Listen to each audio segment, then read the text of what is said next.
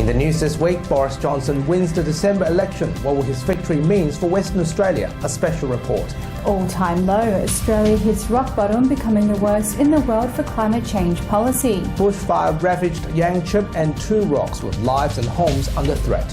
Fairy fraud. Consumer Protection urges families not to be duped by fake online pet stores, plus an interview with financial expert reviewing 2019 on Western Perspective. That's coming up. This is the Evening News with Ivan Lung and Danielle Staniskov. Good evening. Boris Johnson will return to number 10 Downing Street after an historic landslide victory over Labour leader Jeremy Corbyn. Mr Johnson now has the numbers to make Brexit happen. So how will his victory affect WA? Sarah Smith begins our coverage.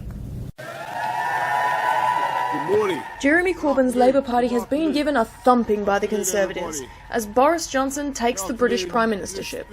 And yes, they will have an overwhelming mandate from this election to get Brexit done, and we will honour that mandate by January the 31st.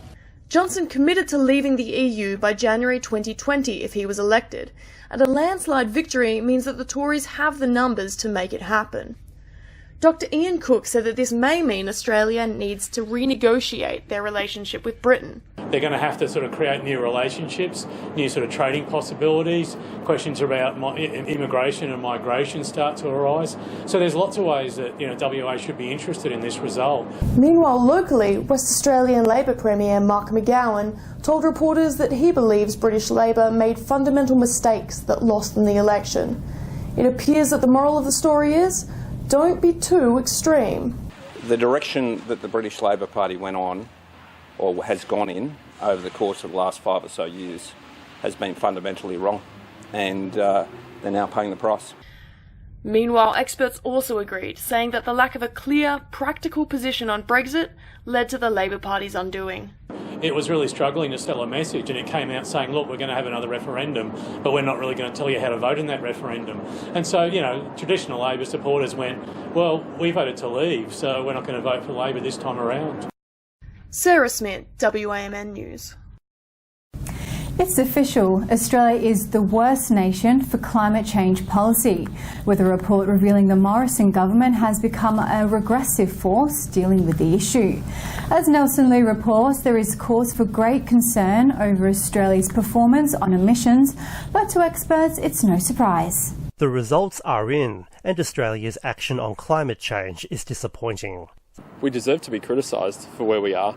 The federal government claims the nation is tackling the issue, but this year's Climate Change Performance Index reveals a different story. Australia's position among 57 countries has been dismal, ranking 6th worst, but its climate policy placing is most telling, rating last. We're pretty much failing our obligation to meet our Paris commitments. Environment advocates have criticised the federal government of regression, along with Labor's trip to Queensland's coal mines. There's a real disappointment in those groups of people that governments aren't doing enough and they've been let down. Australia's ranking has been considered as unsurprising.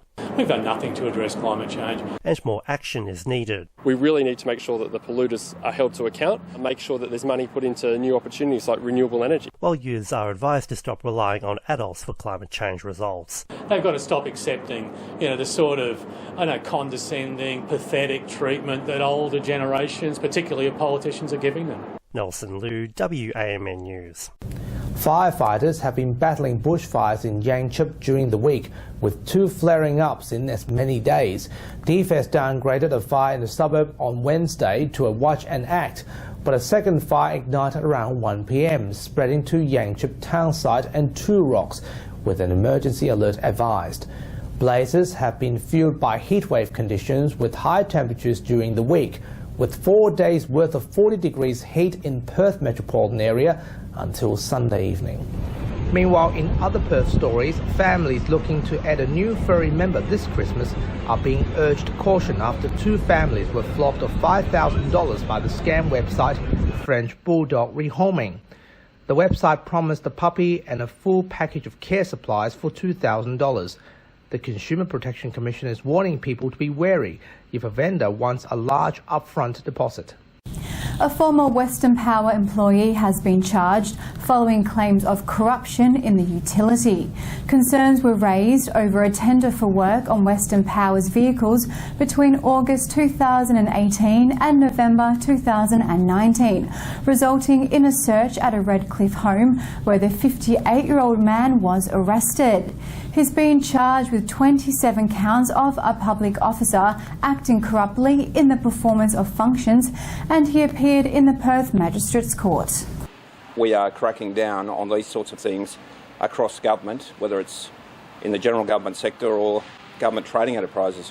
If you are a public servant or you work for the government and you engage in corrupt practice, you are going to be caught.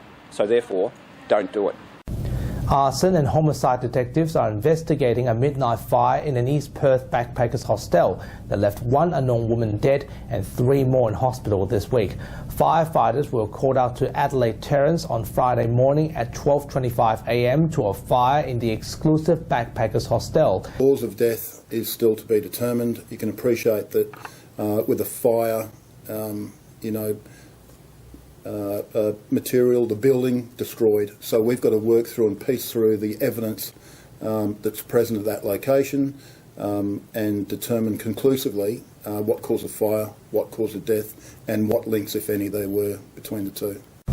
A 4-month-long joint operation by police in Mirrabooka and Joondalup has resulted in 63 arrests and the seizure of 6 long-barrel guns, including a sawn-off shotgun.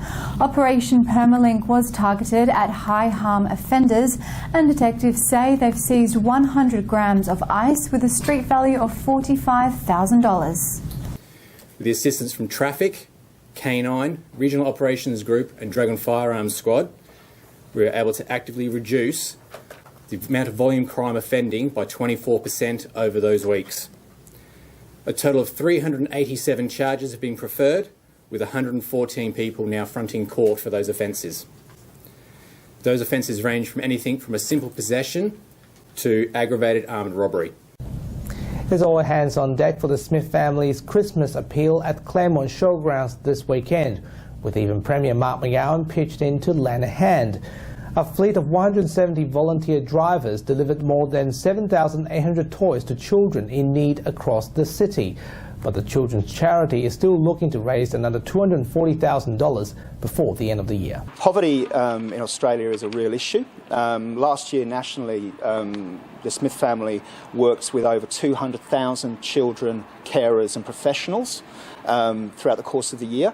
But currently there are as many as 1.1 million children and young people living in poverty in Australia. So that's 1 in 6. So we've got a big footprint, but we do great work, but there's still a lot of work to do. And that's our weekly news and current affairs. We have all the latest news on our website and social media pages. Please join us next week for our final bulletin for 2019. Until we see you then, have a good night. Good night.